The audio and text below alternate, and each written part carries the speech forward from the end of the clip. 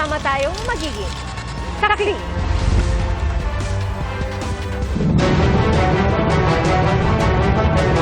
Bago sa saksi, muling pumutok ang Bulkang Bulusan ngayong gabi. Ayon po sa PHIVOLCS, nagsimula ang phreatic eruption bandang alas 7:43 ng gabi. Nagdulot po ito ng ashfall sa bahagi ng Irosin, Sorsogon. At sa panayam ng Super Radyo DCBB, sinabi ni PHIVOLCS Director Teresito Bacolcol, nasa alert level 1 pa rin ang bulkan pero titignan kung may pagbabago sa magiging sitwasyon nito. Bawal pa rin pumasok sa 4-kilometer permanent danger zone. At dapat magsuot ng face mask bilang pag-iingat sa ibinugang abo ng bulkan. Nakamonitor na rin daw ang DSWD at may nakapwesto ng mga food pack para sa ilang apektadong residente. Kahapon po na umaga, nagkaroon din ng phreatic eruption sa Bulkang Bulusan. Mga kapuso, isa pang bago sa saksi, nasa 100 milyong pisong halaga ng hinihinalang marijuana ang nasabat sa Manila International Container Port. Nakasilid ang 72 kilo ng droga sa 5 balikbayad boxes mula Thailand. Pinagsanib na operasyon ito ng PIDEA MICP at Bureau of Customs. Iimbestigahan ng shipper at ang receiver at sasampahan ng reklamo oras na mapatunayang sangkot sila rito. Halos 2 linggo bago ang eleksyon 2025, isang party list nominee ang itinumba sa Sampaloc, Maynila. Sugatan naman ng isang pulis na nakipagbarilan umano sa gunman. Saksi, si Jomer Apresto. Pulis po? Kuha ito kahapon ng hapon sa isang paradahan sa bahagi ng P. Guevara Street sa Sampaloc, Maynila. Nakatayo lang ang mga lalaking yan nang biglang dumating ang gunman at makailang beses binaril ang isa sa mga lalaki. Humandusay sa kalsada ang biktima habang tumakbo palayo ang salaring naka-helmet. Ang biktima, kinilalang si Lenensky Bacud, dating barangay chairman sa lugar at tumatakbong third nominee ng Ang Bombero ng Pilipinas o ABP Party List. Maraming tama yung ating biktima. Sa isa pang anggulo ng CCTV, isang lalaking nakaputing damit ang makikitang nakipagpalitan ng putok ng baril sa gunman. Pero nabaril din siya sa kanang paa. Ayon sa pulisya, off-duty na pulis ang lalaki na bumibisita lang noon sa isang kaibigan. Nagkataon lang na na-witness niya yung pangyayari kaya bilang isang pulis nag-react siya at nakipag-engage siya dito sa ating mga suspect. Nagpapagaling pa ang pulis, pero si Bacud hindi na umabot ng buhay sa ospital. Bumuo na ang Manila Police District ng Special Investigation Task Group na tututok sa kaso. Lahat yung gagawin natin, sabihin natin, walang batong hindi itataob sa pag-iimbestiga. Sa ngayon, hindi pa masabi ng MPD kung may kinalaman sa politika ang pamamaril. Nagkasa na rin sila ng drug debt operation at inalerto ang lahat ng ospital para malaman kung may pasyenteng nagpagamot matapos tamaan ng bala. Sinubukan din namin makipag-ugnayan sa barangay at sa kanak ng biktima pero tumanggi muna silang magbigay ng pahayag. Para sa GMA Integrated News, ako si Jomer Apresto, ang inyong saksi. Inirekomendang sumailalim sa investigasyon ang anak ng pinatay na negosyanteng si Anson Tan o kilala rin bilang Anson Ke. Sa sinumpaang salaysay na isa sa mga sumukong suspect, ang anak umano ang nag-utos na dukutin at patayin ang negosyante at ang kanyang driver. Saksi, si Salima Refran.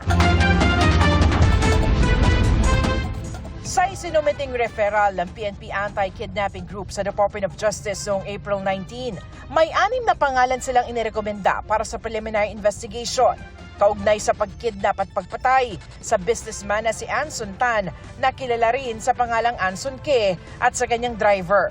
Kabilang sa kanila ang isang Rongshan Gao o Alvin Ke na 42 taong gulang na ayon sa isang source sa PNP ay kaisa-isang anak na lalaki ni Tan. Habang nasa kamay ng kidnapper si Anson Tan, ang anak na si Alvin ang nagsilbing negotiator ng pamilya. Ayon pa sa police report, si Alvin ang nagbayad ng ransom sa mga kidnapper. 10 milyong piso ang unang inilagak sa isang cryptocurrency account noong March 31, 2 araw matapos makidnap si Tan. At dagdag na 3 milyong piso noong April 2 sa parehong account. Pero kahit bayad na, natagpuan pa ring patay si Tan at kanyang driver noong April 9 sa Rodriguez, Rizal. Kasama sa isinumite ng PNP sa Department of Justice ang affidavit ng suspect na si David Tan Liao, 48 taong gulang na tumong Fujian, China. Si Liao ay sumuko sa pulisya matapos may maarestong 2 suspect sa Palawan noong mahal na araw. Sa affidavit ni Liao, sinabi niyang kilala niya ang mag-amang Anson at Alvin. January ng taong ito, anya, nang tawagan siya ni Alvin at sabihing may ibibigay sa kanyang trabaho. February naman nang mag-offer sa kanya si Alvin ng 100 million pesos para dukutin ng amang si Anson. Ayon kay Liao, kasama niya sa pagpaplano ang mga suspect na inaresto sa Palawan na sina Richard Austria alias Richard Dan Garcia at Raymart Katikista. May babae rin siyang nabanggit na kasamaan niya sa pagdukot at paghingi ng ransom. Si Alvin Anya ang nagbigay ng go signal na patayin si Tan at ang driver. Ayaw magbigay ng pahayag ng pamilya Tan sa ngayon. Sa preliminary investigation kahapon, sinabi ng abogado nila na gusto nilang maimbestigahang mabuti ang kaso. Meron sila kasing ini-implicate na ibang tao na request namin i-pursue. Kung hindi man totoo, i-clear yung pangalan. Kung totoo man, dapat malaman yung totoo. Patuloy na kinukuha ng GMA Integrated News ang panig ni Alvin K. Ayon naman sa Department of Justice, kailangan pa nila ng kaunting panahon para matukoy ang mastermind at ang motibo ng krimen. Give us around 20-25 days. It will be done. It might pull off a surprise. Baka kagulat-gulat ang lumabas. Para sa GMA Integrated News, Sanima Refran, ang inyong saksi. Tinatabunan pa rin ng lupa ang ilang bahagi ng nasunog na landfill sa Rodriguez, Rizal. Yan po ay para hindi na muling sumiklab ang sunog. Saksi, si Ian Cruz. Walang tigil ang pagtabo ng lupa ng mga dump truck sa Provincial Sanitary Landfill sa Rodriguez, Rizal. Hanggang ngayon kasi, may umuusok pa roon. Mahigit 24 oras ang lumipas bago idineklarang fire out ang naganap na sunog sa sanitary landfill dito sa Rodriguez, Rizal. Pero ngayon po, pasado alas 4 na ng hapon, pero makikita natin, patuloy pa rin ang usok na nagmumula sa nasabing landfill. Ayon sa lokal na pamahalaan ng Rodriguez, nakipag-usap na sila sa pribadong kumpanya na may hawak ng landfill. Natukoy na rin daw na sa itaas na bahagi ng landfill nagsimula ang apoy. Ito po'y outside grass fire na naka-apekto dun sa ating mga basura or dun sa ating landfill. And because of it, dahil nga sa init na rin ang panahon, kaya naapektuhan yung lugar, nag-escalate itong apoy na ito. Dahil sa malinsangang panahon at sa inilalabas na methane gas ng mga nakatambak na basura, lumawak daw ang apoy at umabot sa lower portion ng landfill. Meron pa rin tayong risk na magkaroon ng rekindling ng flames. Kaya yun ang iniiwasan natin. Kaya mayat-maya din ay nagkatabon tayo ng lupa doon sa mga umuusok pa ng mga area at nagbubuga pa rin tayo ng tubig. Sa ngayon ay sa BFP Rodriguez, 90% na ng umuusok na bahagi ng landfill ang natabunan ng lupa. Tuloy-tuloy naman ang pagpasok ng garbage truck doon. Kaya balik trabaho na ang ilang nangangalakal ng basura. Sana nga po hindi na maulit po. Matanggal na po yung usok na may amoy mabaho. Nagsibalikan na rin sa kani-kanilang bahay ang karamihan sa mga inilikas sa pamilya kahapon. Nasa 6 na pamilya o 25 individual na lang ang nananatili pa rin sa evacuation center. Sabi ng LGU, natugunan na nila ang pangailangan ng mga apektadong pamilya. Para sa GMA Integrated News, ako si Ian Cruz, ang inyong saksi. Bistado ang pangingikil umano ng 3 pulis Caloocan sa mga dalaw ng mga preso sa isang police station. Ayon sa ilang nagreklamo, umaabot ng 1,500 piso ang singil sa kanila para madalaw ang kanilang mga kaanak. Ating saksihan.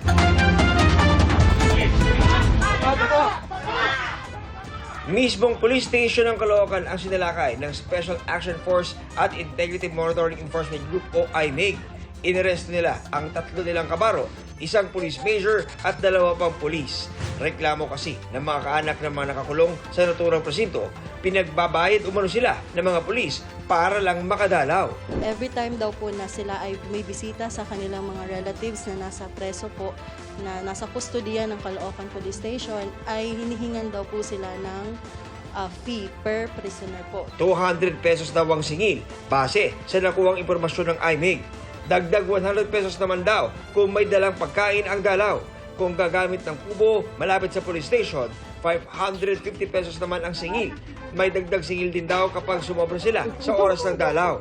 All in all, usually, sabi ng ating complainant, ay nakakapagbigay sila ng 1.5 per visit. Ginagawa talaga nila ito sa lahat ng preso? Yes po, sa lahat po ng preso. Parang kapag bibisita ka doon, automatic na po ay yun ang hinihingi sa iyo. Sangkot din daw sa naturang gawain ang 2 inmate sa police station. Sa kanila raw pinapadaan ang mga bayad. Nakakulong na ngayon sa IMEG ang mga nasabing pulis na sinampahan na ng mga karampatang reklamo, kabilang narito ang robbery, extortion at prohibited transaction. Sinusubukan pa namin makuha ang panig ng mga umunoy sangkot sa pangingikil. Nagpanggap naman daw na pulis ang 3 lalaking naaresto sa Binondo, Manila. Ayon sa pulisya, pinacheck sa mga tauhan ng Binondo Police ang sumbong sa kanila na may kahina-hinalang sasakyan daw na paikot-ikot sa lugar. Mga nakasuot pang pulis din ang nadatnan nila, pero nagduda raw ang mga pulis dahil iba-iba na ang sinasabi nila. Nang halughugin, nakumpiska sa kanila ang iba't ibang baril, isang granada at mga bala. Batay sa investigasyon, nagbihis pulis ang mga ito para di masita sa kanilang tunay na pakay. May bibirahin sila na jewelry shop at saka yung may-ari sa parang kukunin nila. Actually, kompleto na yung casing nila at nakuna na nila ng mga picture at lahat-lahat. May mga drawing pa nila kung paano nila sasagawa yung posibleng gawin sana nila yung sa Binondo. Isa sa mga naresto na na-dismiss noong 2022. Nasa likod rin umano ng iba't ibang krimen ang grupo. Isang dismiss na police dyan is meron ng warrant for murder case. Nangyari sa Bulacan. They are involved dun sa murder cases, dun sa kidnapping, gun for hire, robbery. Okay? Sa illegal drugs. Sinusubukan namin kunan ng pahayag ang mga suspect. Pero no comment, sir. Maharap sila sa patong-patong na reklamo. Para sa GMA Integrated News, ako si John Consulta, ang inyong saksi. Ngayong patapos ng Abril hanggang unang linggo ng Mayo, inaasahan ang pinakamataas na heat index o damang init ayon po sa Pag-asa. At sa gitna nito, ilang lugar naman sa bansa ang inulan ng yelo. Ating saksihan.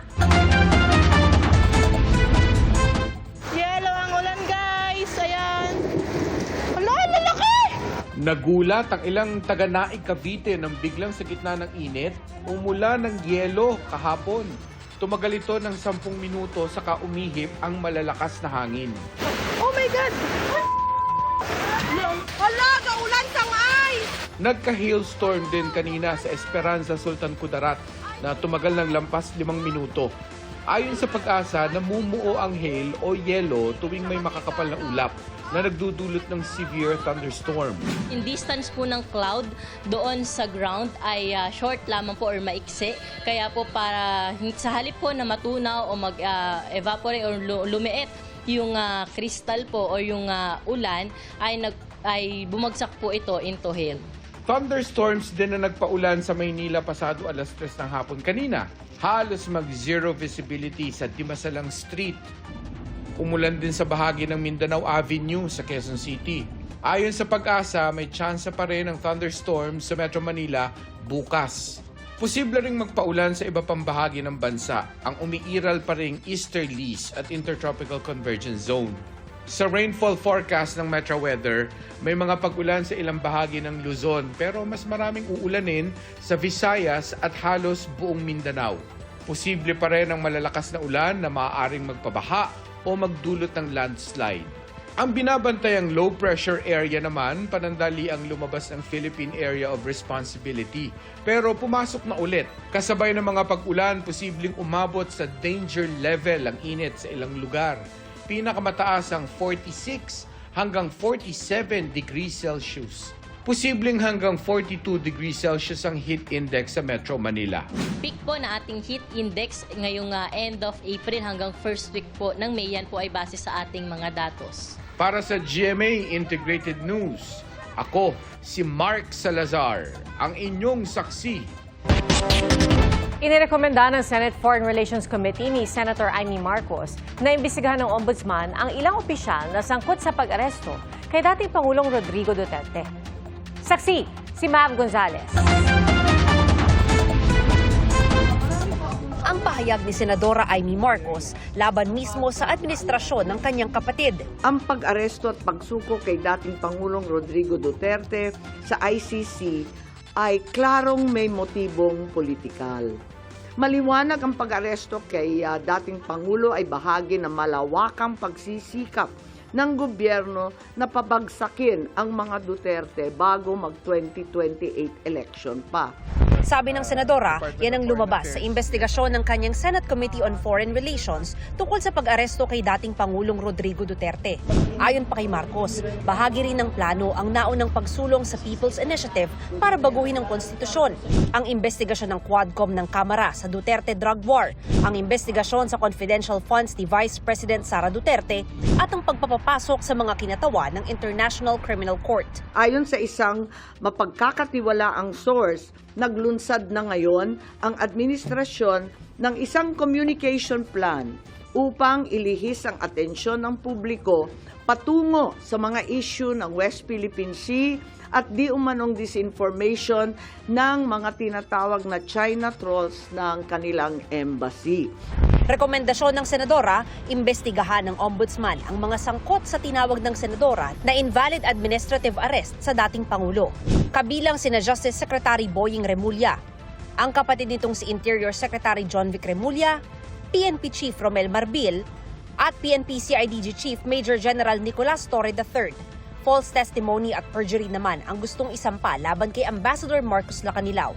Ayon kay Senadora Marcos, sa umanay Oplan Horus ng partidong Lakas CMD na kaalyado ng administrasyon, pagtutulungan aniya ng iba't ibang ahensya ang pagsira sa pamilya Duterte. Nakuha ang kinakailangan boto para sa impeachment ni VP sa pamamagitan ng paggamit ng tinatawag na soft projects katulad ng AIX, AKAP at TUPAD.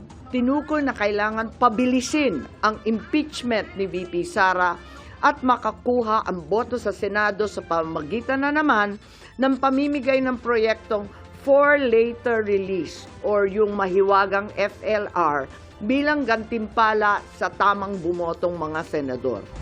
Kinukuhanan pa namin ng tugon ang Lakas CMD. Nang tanungin naman kung nagkausap na sila ng kapatid na si Pangulong Bongbong Marcos, masamang-masama ang loob ko, ngunit ang akin lamang, kailanman hindi kami nag-away ng aking kapatid.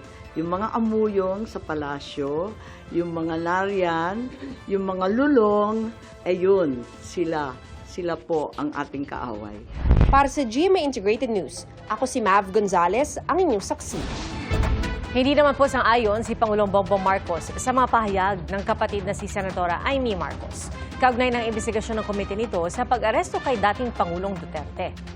Nagbigay na rin po ng reaksyon ng ilang opisyal na pinaiimbestigahan sa Ombudsman. Saksi, si Tina Panganiban Perez. Sa graduation ceremony ng PNP Academy sa Cavite, nakausap ng media si Pangulong Bongbong Marcos. Katatapos lang noon ang mga pahayag ng kanyang kapatid na si Senator Amy Marcos na politika ang motibo sa pag-aresto kay dating Pangulong Rodrigo Duterte base sa pag-iimbestigaan niya ng kanyang komite sa Senado.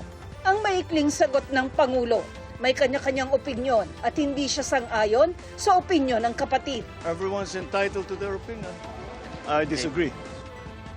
Nasa PNPA graduation din si Interior and Local Government Secretary John Vic Remulla na kabilang sa inirerekomenda ni Senadora Marcos na imbestigahan ng Ombudsman. We will have our chance to prove ourselves, pero important is that Senator Amy believes in due process unlike the people that she follows. And you're ready to face her? Of course, anytime. I have nothing to hide. Si PNP Chief Romel Marbil na kabilang din sa nais pa imbestigahan, tumangging magkomento. Bukas naman si Justice Secretary Jesus Crispin Remulla sa rekomendasyong imbestigahan sila ng Ombudsman kaugnay ng pag-aresto kay dating Pangulong Duterte. Sabi ng kalihim, hindi siya natatakot sa rekomendasyon ng komite ni Senadora Amy Marcos. So, welcome development. Hindi naman tayo natatakot dyan. Ginawa namin yung dapat gawin. At it's for the best, to our best judgment. What's good for the country is what we did. Sinisika pa namin kunan ng pahayag si Ambassador Marcos Lacanilao. Para sa GMA Integrated News, Tina Panganiban Perez, ang inyong saksi. Kinumpirma ng Vatican na 2 kardinal na ang nagsabi na hindi sila dadalo sa conclave para sa pagpili ng susunod na Santo Papa dahil sa kanilang kalusugan. Magiging kaagapay naman si Luis Antonio Cardinal Tagle sa paghahanda sa conclave. Saksi si Maki Pulido. Sa Apostolic Nunciature na Embahada ng Holy See sa Pilipinas, tumira si Pope Francis sa loob ng 5 araw na pagbisita niya sa bansa noong 2015. Doon binigyan ng pagkakataon ng mga gustong makiramay sa pagpanaw ni Pope Francis na magsulat sa Books of Condolence na ipadadala sa Vatican. He was your Lolo Kiko, and it's normal to feel sadness when your Lolo passes from this world to the life of the world to come. And we believe as Christians that in Jesus and through Jesus, we will pass through death into life. Isa si Bishop Edgardo Juanich sa mga nag-iwan ng mensahe sa Books of Condolence. Naging inspirasyon daw ng mga mangingisda at magsasaka ang mensahe ng Santo Papa tungkol sa pangangalaga sa kalikasan. 2,000 hectares of timberland, old-growth forest ng North Palawan na sila ang magbabantay, including the mangroves, 150 hectares na mangrove. So ngayon ay tinutuloy-tuloy ng inaalagaan. At si Pope Francis ang kanilang talagang nagbigay ng inspirasyon. Pope Francis had a great love for the Philippines. He had that famous line that he spoke about Filipino Catholics in, I believe, 2021. He talked about the Filipinos as the contrabbandieri della fede, and that's in Italian, but in English it means the smugglers of the faith. People who are kind of bringing the contraband of the faith, Catholic faith, all over the world. Everywhere you go, you see Filipinos in church. That is a great testament to the faith of the Filipino people. Mahaba pa rin ang pila ng mga nais masilayan ng puntod ni Pope Francis sa Basilica Santa Maria Mayore sa Roma. Binago na nga ang sistema ng pagpapapasok at pagpila sa basilika. Kung noon nasa gilid ang pila, ngayon nagmumula na ito sa plaza sa likod ng basilika. Sa Vatican City at maging Roma, mabili pa rin ang mga Pope Francis memorabilia, gaya ng autobiography ng Santo Papa na inilathala nitong Enero lang. Ayon sa Holy See Press Office, halos 35 milyon ang dumalo sa papal events mula 2013 hanggang 2025. Naglabas din ang Vatican Post Office ng special edition stamp para sa sede vacante o ang panahong walang nakaupong Santo Papa. Sa gitna yan na paghahanda ng simbahan para sa Papal Conclave na itinakda sa May 7 at idarao sa Sistine Chapel. Ayon sa Catholic Bishops' Conference of the Philippines, isa si Luis Antonio Cardinal Tagle sa 3 kardinal na tutulong kay Camerlengo Kevin Cardinal Farrell sa paghahanda sa conclave. Tingin ng ilang kardinal, oras na magsimula, posibleng tumagal ang conclave ng 2 o 3 araw. Sa 135 kardinal na edad 70 pababa at pwedeng maging cardinal elector, nagsabing di makakalahok sa conclave dahil sa kanyang kalusugan. Si Archbishop Emeritus Antonio Canizares Liovera ng Valencia, Spain. Nagsabi na ring di lalahok ang 76 na taong gulang ng Italian Cardinal na si Angelo Bicciu, ang pinakamataas na church official na nilitis sa criminal court sa Vatican. Sinentensyahan siya ng 5.5 taong pagkakakulong noong 2023 dahil sa embezzlement at fraud. Dati nang itinanggi ni Bicciu ang alegasyon at inaapila ngayon ang kanyang kaso. Sa isang pahayag, sinabi ni Bicciu na susunod siya sa kagustuhan ni Pope Francis at hindi lalahok sa conclave, pero nanindigan siyang inosente siya sa mga alegasyon. Para sa GMA Integrated News, ako si Maki Pulido, ang inyong saksi. Arestado isang Chinese national na nag-iikot umano sa tanggapan ng COMELEC at may dalang kagamitan na pwedeng gamitin sa pang-espiya. Saksi, si John Consulta. Ito ang surveillance video ng NBI-NCR sa 2 Chinese habang nag-aayos ng sasakyan sa Makati nitong weekend na pinaniniwala ang may gamit na pang-espiya. 5 araw nang minamatsagan ng galaw ng mga dayuhan. Ito nga mga kapuso, tuloy yung ating stakeout dito sa bahagi ng Maynila. Pero ang kapansin-pansin ay nandito sa ating kanan, itong mismong Palasyo del Gobernador na tanggapan ng COMELEC. At yung ating target na sasakyan ay nandito lamang sa tawid ng mga kalsada. So, Tingnan natin, no, kung ano nga ba yung pakay na itong sasakyan na to. Ano ba yung laman at bakit siya nandito sa lugar na to. Nang gumalaw na ang sasakyan, hinarang na ito ng NBI. Open the door. Okay. Down. Down, down, down.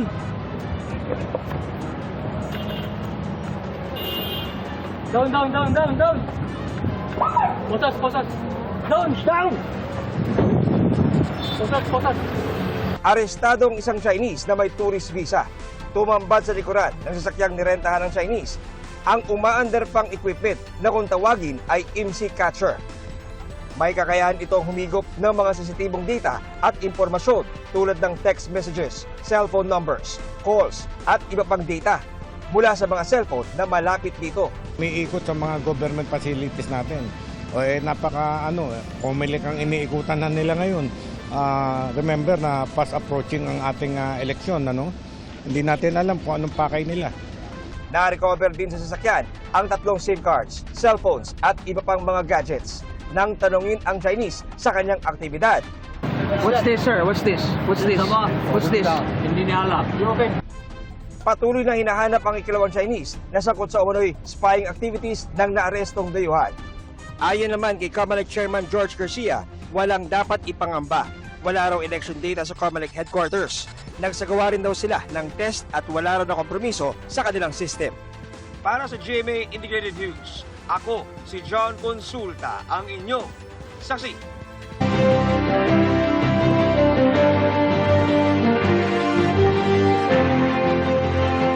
Pinasisiyasat sa COMELEC Committee on Contrabigay ang video ng mga campaign poster ni Makati Representative Luis Campos sa isang barangay hall sa lungsod. Inirereklamo po yan ang kanyang hipag at mga kalaban sa pagka-mayor ng Makati na si Senadora Nancy Binay. Saksi, si Sandra Aguinaldo. Sa Facebook video na pinost ni Senadora Nancy Binay at nakarating na sa COMELEC, inirereklamo niya ang mga poster na ito sa barangay hall ng barangay Pinagkaisahan. Ang mga poster kay Makati Representative Luis Campos na asawa ng kanyang kapatid na si Mayor Abby Binay at makakalaban ni Senadora Binay sa pagka-mayor ng lungsod. Bakit nandito to? Kahit na barangay hall to eh. Dito lang po bilang isa. Baka hindi rin ako magbagsak dito? Opo, hindi ko gagawin yun dahil bawal yun eh. Barangay hall yun. Sagot ni Campos sa isang Facebook post, hindi naman nakakabit sa anumang bahagi ng barangay hall ang mga poster. Nakatupi at nakasalansan daw ito ng maayos sa ibabaw ng mesa para pwedeng kumuha ang mga residente upang ikabit sa kanilang bahay. Kaya anya kailangan pa itong bulat-latin ni Binay. Sa video ni Binay, may babala rin ito sa mga taga-barangay hall.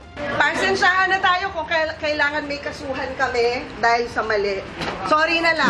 Katwira naman ni Campos, hindi pinagbabawalan ng Civil Service Commission ang barangay officials sa pakikibahagi sa partisan political activities. At may laya raw ang barangay officials na suportahan ang napupusuan nilang kandidato. Sabi naman ni COMELEC Chairman George Erwin Garcia, nirefer na nila ang issue sa COMELEC Committee on Contrabigay. Sa ngayon, nasa 213 na ang hawak na kaso ng komite. Number 1 among the complaints is still the misuse of the ayuda, use of posters in state-owned facilities, vehicles, and other properties and equipments. Samantala, naghain na ng petition for disqualification ang COMELEC Task Force SAFE laban kay Misamis Oriental Re-electionist Governor Peter Unabia dahil sa pahayag na dapat magaganda ang nabibigyan ng nursing scholarship. Pinagbasehan din ang pahayag ni Unabia na nag-uugnay umano sa mga Muslim sa karahasan at terorismo. Hiniling ng task force na isuspend ang proklamasyon nito kung manalo sa eleksyon. Sa isang pahayag, kinumpirma ni Unabia ang petisyon pero sinabing mananatili siyang gubernatorial candidate. Naghain na rin ng tugon si Manila mayoral candidate Isko Moreno Dumagoso sa COMELEC, kaugnay sa show cause order dahil sa umunay pamimili niya ng boto. Paliwanag ni Dumagoso sa pamamagitan ng kanyang abogado, hindi totoong namigay siya ng 3,000 piso sa mga guro. Nagsalita lang daw siya sa event na dinaluhan niya noong March 26 na hindi papasok sa simula ng campaign period para sa local candidates na March 28. Para sa GMA Integrated News, ako si Sandra Aguinaldo, ang inyong saksi. Nasa mayorya pa rin ang nagtitiwala at nasisiyahan sa performance si Pangulong Bongbong Marcos sa pinakahuling tugon ng masa survey ng grupong Okta Research ngayong Abril. Pero mas mababa ito kumpara nung nakaraang survey. Bumaba sa 60% ang trust rating ni Pangulong Bongbong Marcos itong Abril mula sa 65% noong Nobyembre. Bumaba rin sa 59% ang mga nasisiyahan sa pagganap sa tungkulin ni Marcos mula sa 64%. Bagaman bumaba, sinabi ng Pangulo na inspirasyon sa kanya ang survey results. Well, it just validates that what we are doing, that people are now beginning to understand what we have been trying to do for the last 2.5, almost 3 years. So it continues to inspire me because it shows that we are making progress. And that's always good to know. Sa 5 pinakamataas sa opisyal ng bansa, tanging si Vice President Sara Duterte lamang ang tumaas ang trust and performance ratings itong Abril. Tumaas sa 58% ang nagsabing nagtitiwala sila sa bise mula sa 49% itong Nobyembre. Pagdating sa performance rating, tumaas sa 56% si Duterte mula sa 48%. Kapwa bumaba naman ang trust rating sina Senate President Francis Escudero sa 55% at House Speaker Martin Romualdez sa 54%. Nasa 5% ang trust rating ni Chief Justice Alexander Gesmundo. Ang mga nagsabing nasisiyan sila sa pagganap sa tungkulin ni Escudero, bumaba sa 53%, habang bumaba rin sa 55% at 5% ang performance ratings ni Romualdez at Gesmundo. Wala nagpakomisyon sa survey na ginawa nitong April 2 hanggang 5 sa 1,200 Filipino adults na respondents. May margin of error ito na plus or minus 3%. Para sa GMA Integrated News, ako si Ivan Mayrina, ang inyong saksi. 13 araw bago ang eleksyon 2025. Pagsusulong ng karapatan ng iba't ibang sektor ang tinutukan ng kampanya ng mga kandidato sa pagkasenador. Saksi, si Rafi Tima. Halaga ng pananampalataya sa pamumuno ang idiniin ni Manny Pacquiao sa Davao. Pagpapalakas sa sektor ng agrikultura ang itinulak ni Kiko Pangilinan. Pagbibigay ng oportunidad at trabaho ang inihayag ni Ariel Querubin. Si Danilo Ramos, isinusulong ang pagpapalakas ng lokal na produksyon ng pagkain. Si Jerome Adonis, karapatan ng mga manggagawa ang advokasya. Si Arin Andamo, aumento sa sahod ng health workers ang itinutulak. Si Ronel Arambulo, binigyang diin ang karapatan sa edukasyon. Karapatan ng mga kababaihan ang isinulong ni Congresswoman Arlene Brosas. Pagtutol sa political dynasty ang inihayag ni Teddy Casino. Maayos na alokasyon sa pondo ang nais ni Congresswoman Franz Castro. Tutol sa korupsyon si Mimi Doringo. Ayaw ni Modi Floranda sa jeepney phase-out. Karapatan ng mga Moro at katutubo ang inilalaban ni Amiral Lidasan. Si Liza Masa, binigyang diin ang halaga ng aktivismo. Nag-ikot sa Valenzuela si Willie Revillame, kasama niya sina Bato de la Rosa at Senador Bongo na binigyang diin sa Bataan ang basic medical services. Kasama niya roon sina Attorney J.V. Hillo, Attorney Raul Lambino, Dr. Marites Mata, at Philip Salvador. Tamang pasahod sa delivery riders ang nais ni Senator Francis Tolentino. Suporta sa turismo sa Bohol ang pangako ni Congresswoman Camille Villar. Pondo sa mga programang suportado ang mga magsasaka ang pangako ni Bam Aquino. Suporta sa mga katutubo sa Palawan ang inihayag ni Roberto Balyon sa pulong sa Quezon City. Pagalis ng tax sa overtime at bonus ang nais ni Mayor Abby Binay. Proteksyon sa karapatan ng indigenous people ang pangako ni Congressman Bonifacio Busita. Importansya ng inklusibong pamahalaan ang idiniin ni Senator Pia Cayetano. Pagpaparami ng korte ang nais ni Attorney Angelo de Alban para mapabilis ang mga kaso. Ayaw ni Lodi de Guzman ng anyay politics of the elite. Pagpapalago ng turismo sa Bohol ang isa sa mga tututukan ni Ping Lacson. Suporta sa mga magsasaka ang itinulak ni Congressman Rodante Marcoleta sa Nueva Ecija. Patuloy namin sinusundan ang kampanya ng mga tumatakbong senador sa eleksyon 2025. Para sa GMA Integrated News, Rafi Timang inyo, saksi. Sapul ang drone target sa aktwal na pagpapalipad ng missile mula sa BRP Jose Rizal ng Philippine Navy. 2 beses isinagawa ang test fire ng Mistral 3 surface-to-air missile launcher sa bahagi ng dagat sa kanluran ng San Antonio, Zambales. Ayon po sa Philippine Navy, patunay ito sa kahandaan nilang palakasin ng mga asset para mapalakas ang pangdepensa sa karagatan ng Pilipinas. Nais nang mag-move on ni Kylene Alcantara kaugnay ng isyu sa hiwalayan nila ni Kobe Paras. Ayon po yan sa inilabas na pahayag ng Sparkle GMA Artist Center. Mas gusto raw ni Kylene na panatilihin ang kanyang pagrespeto sa mga individual na naging bahagi ng kanyang buhay. Umaasa rin ang aktres na makamove on na ang lahat at matapos na ang issue.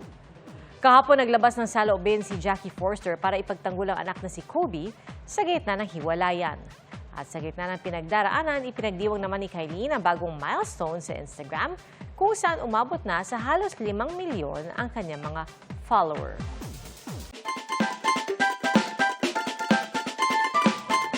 Lumitaw ang pagiging malikhain ng mga taga-Dagupan sa kauna-unahang Palitaw at Lavur Festival.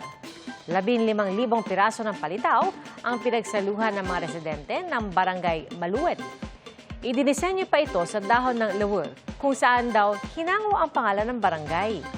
Nais daw nilang mas makilala pa ang barangay sa ipinagmamalaki nilang palitaw.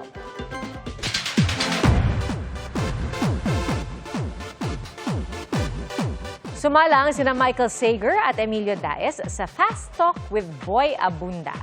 Dito nag-react sila sa mga naging feedback sa kanila ng mga housemate. Do you feel betrayed? I don't know, baka there's something I did that made her feel that way. So I'm really opening to asking her first before saying I feel betrayed. Emilio, did you ever feel na nadamay ka sa tindi ng emosyon ng housemates kay Michael? Definitely not, Tito Boy, kasi this is my duo and we are a team. So when you are a team, you accept anything that happens to your brother. team. Because he is my brother and whatever they say to him, they also say to me. Ibinahagi rin ng Team Millie na pinaka-na-miss nilang housemates sina River at Esnir. At kahit evicted na, kita pa rin ang magandang samahan ni na Michael at Emilio. Hilingaron nilang makatrabaho ang isa't isa.